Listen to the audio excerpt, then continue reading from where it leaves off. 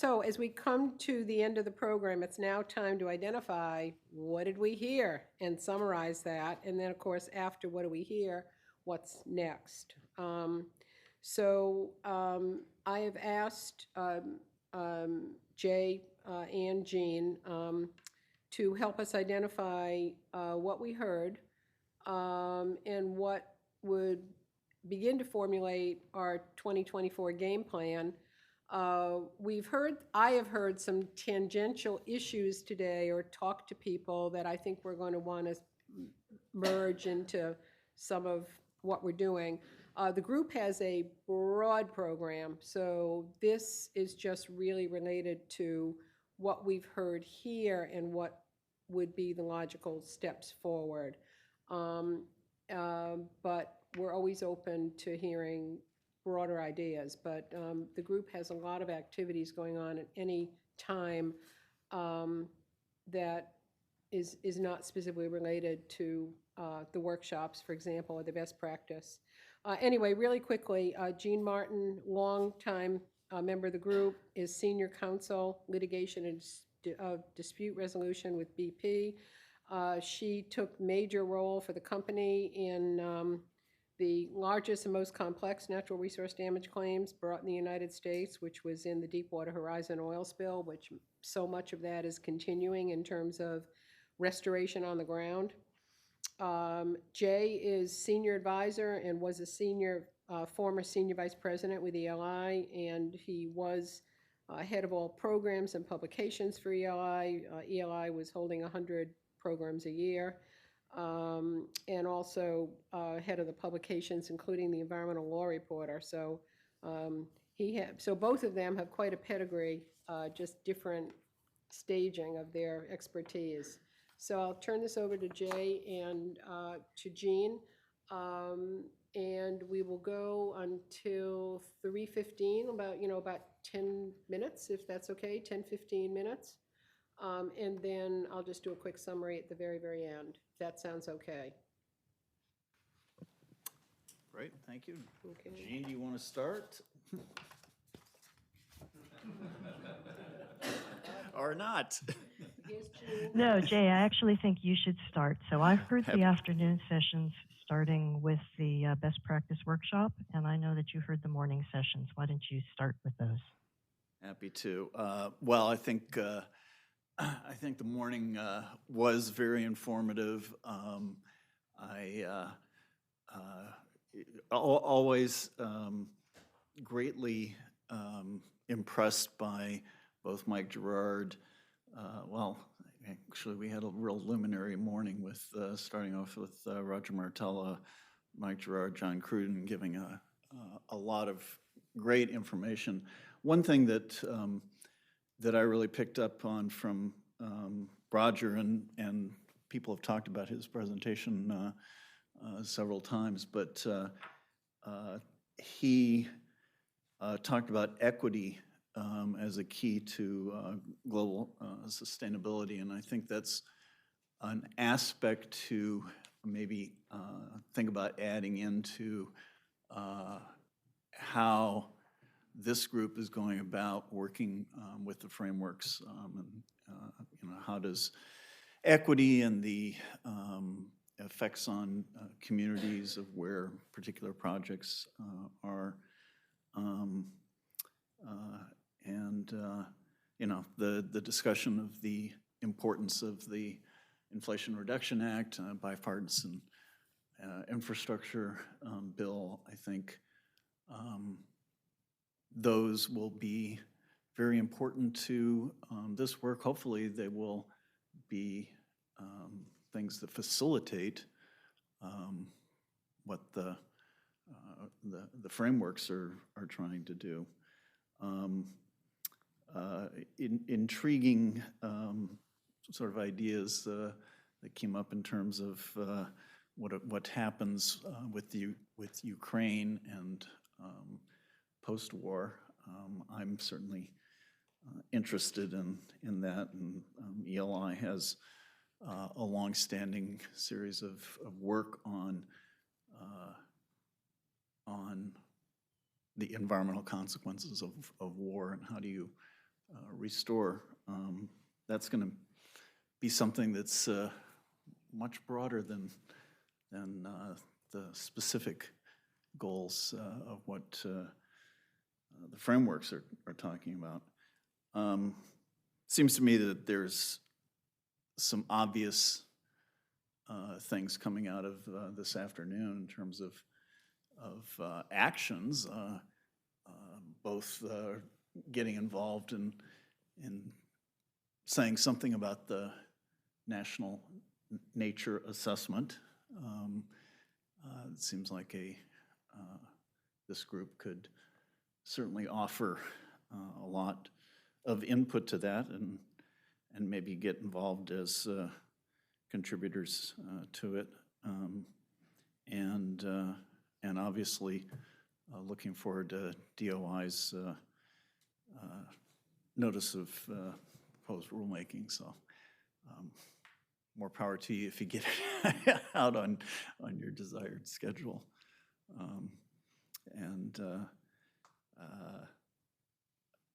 I participated in, I think, all of the working groups for the frameworks. Looking forward to the workshops. Not sure. Well, I guess if they allow for online participation, then that should be possible. But that's obviously something for the moving forward. I will add one thing that goes along with the discussion about Ukraine, but a little more general, that there are a lot of lessons learned already in the U.S. For how to do NRDA. The frameworks are, collecting the best practices. This is something that many other countries could learn from. The Environmental Law Institute's doing a little bit of work on that, but I think that it's something that you mentioned. You have a number of things that are international that maybe some more concerted educational efforts with other countries could be useful. Okay. Jean, some comments, and then I'll make some comments. One of my colleagues has sent me a little short summary, but we'll hear from you, Jean. Okay. Thanks for Thank joining. You, Barbara, thank you for inviting me and for giving me an opportunity to comment, especially remotely. I'm sorry I couldn't be there in person, and I'm really sorry I missed the morning session because it sounds like it was fascinating, and I hope maybe I'll get a chance to hear a recording of it later. Absolutely. We heard about the best practice workshops, and we heard all of the speakers urge people to volunteer for those workshops in 2024 if you're at all interested in the best practices or any of those topics. I'd like to echo that invitation. Those workshops are an opportunity for people to work through proposed practices step by step to see if a practice works for each one of our stakeholders. If it doesn't, it's a great chance to talk through changes that might be needed to make the practice work for each stakeholder group. And the people that Barbara has assembled today, both the speakers at these presentations and the people who are attending in the audience, collectively you have the most amazing experiences, the most amazing range of experiences with natural resource damage claims and practices. It would be wonderful to have the benefit of that experience in a room, talking through practices, making sure that they're effective and that they're adaptable to a variety of stakeholders, adaptable to a wide range of conditions and claims. We also heard from Sally. I think that we may need to add some more locations or possibly remote participation options in order to get good attendance from people like state stakeholders and tribal stakeholders. So we'll have to take that into account as we're scheduling meetings in 2024.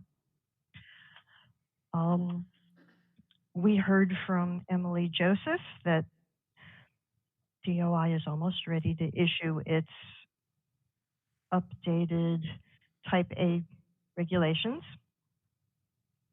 Are you hearing an echo, or is it just on my It's side? just on you. Someone, Okay. another speaker had that too. I think Mike Gerard had that. We're only hearing you once. Okay, fine. I'll keep speaking. Mhm. I think we, like Barbara said, we're all going to be watching the regulations every day, waiting to see that come out. And I would add one more thing based on what I heard Jay say. It would be fascinating to know how other companies are incorporating or considering the sustainable development goals into their natural resource restoration assessment and on the ground work. If anyone is interested in that, I would love to talk to them about it. And I think that the ad hoc group would also love to consider those types of issues. So, invitation for anyone who is interested in that topic, feel free to call me or talk to Barbara, and let's see if we can set that up as a group practice discussion. Thanks, Jean. Yeah, no, I think there's interest in that. I've already talked to Roger about it and some others who participated today remotely. And there's some other topics around the edges that were mentioned today that we just have to be smart and figure out how to integrate it into what we're doing without overwhelming what we're doing. Because that's always our thing. You know, we don't want to bite off more than we can chew, but yet if we can pull a few things under what we're doing to enlarge in its potential veracity, that's going to help us. So I appreciate that comment. What was sent to me, these are notes from a colleague. I'm just going to quickly say them. We started the morning hearing about how we, all environment stakeholders, are in a unique time of transition. Addressing issues like climate and equity is more important than ever, as Jay said, and much more is underway by the private sector in collaboration with government partners. Even in the last year, much has changed and progressed on our key influences via case law, regulations, policy decisions, and technology advancements. The importance and value of nature and natural resources is front and center. There are 3 important questions being posed in the National Nature Assessment that are also aligned with how we look at and evaluate the best practice frameworks via our 2024 workshops. What does nature mean to you? What are the topics that are most valuable to address? How do we best communicate the findings of the assessment? There are some overlaps there. The group, its members and affiliates are excited to hear the general reception on the frameworks and agreement to dig in, to take them to the next level and really see how they can be used in actual practice. So it's been, you know, quite the day. We have heard from just a tremendous brain trust, really. I mean, I think on the law, to have Mike Gerard and John Cruden in one program is unbelievable. Mike is probably the most knowledgeable person in the country on climate and what's going on. And John has just had decades of tremendous, you know, and all the other speakers that we've had today have just been, each one of you have just been terrific and brings something to the table to move our collective objectives forward. And as I say, the collective objective is, you know, not a political statement, but it takes a village, you know? Definitely not a political statement, no one. But, you know, I think the collaboration of the partnerships, you know, that we've had and continue to have, and it's mainly the dialogue. You know, I think that's one of the best features, actually, is the open dialogue that we've been able to have, and you know, there are other topics that we are involved in. For example, the next generation was mentioned several times today. We have a project specific under the standing committee, which is on intergenerational issues, and we've had to put it on hold because of so many other demands. We also have another project on third-party neutral approaches to settling cases, and we also have had to put that a little bit on hold pending other, So there's a balancing act here, but I think that the workshops is the highest priority. We've got a plan in place, and we're going to look for all of your input as we continue to put together the details of the agenda, the detail of the speakers, the locations, the dates. That'll all, so. We have posted the evaluation. We've also posted a preliminary list of folks who've participated, 100 folks, or give or take, which is tremendous. And we'll look forward to sharing more as we move on.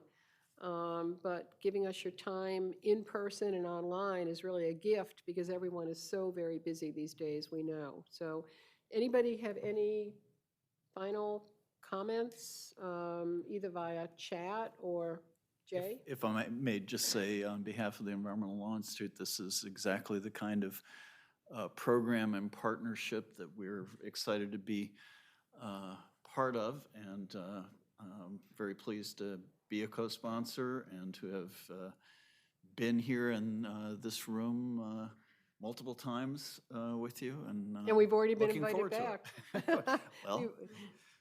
Well, always good. Yeah. It's good to have. We were already GW. invited back this morning, Jean. I don't know if you got that, but several people who said if you deem to invite me next year, and so so it's all good. Thank you, Jay. Yeah. Thank you and the Environmental Law Institute for your continuing partnership. Our pleasure. And also we have other people in the room who I should thank. Claudia, who has been our rock trying to get all of the, Delgado, trying to get all of the details of this set with the law school. And anyone who I didn't talk to personally, I apologize, but that happens when I run these meetings. Everyone else gets to talk and I just get to run around and communicate with and also Joe, thank you so much too for your help and in moderating and also being a support too with the dean. Really much appreciated. Yeah, thank you. And so we will definitely have another meeting in this room, whether it's 1 year from now or whatever the timing is. It'll be when it can be most productive. So with that, I'm ready to close our meeting 10 minutes early. Tara, do you have anyone on chat who wishes to say a final farewell? No. Okay, so I think we can close this out here. And Jean, thanks so much.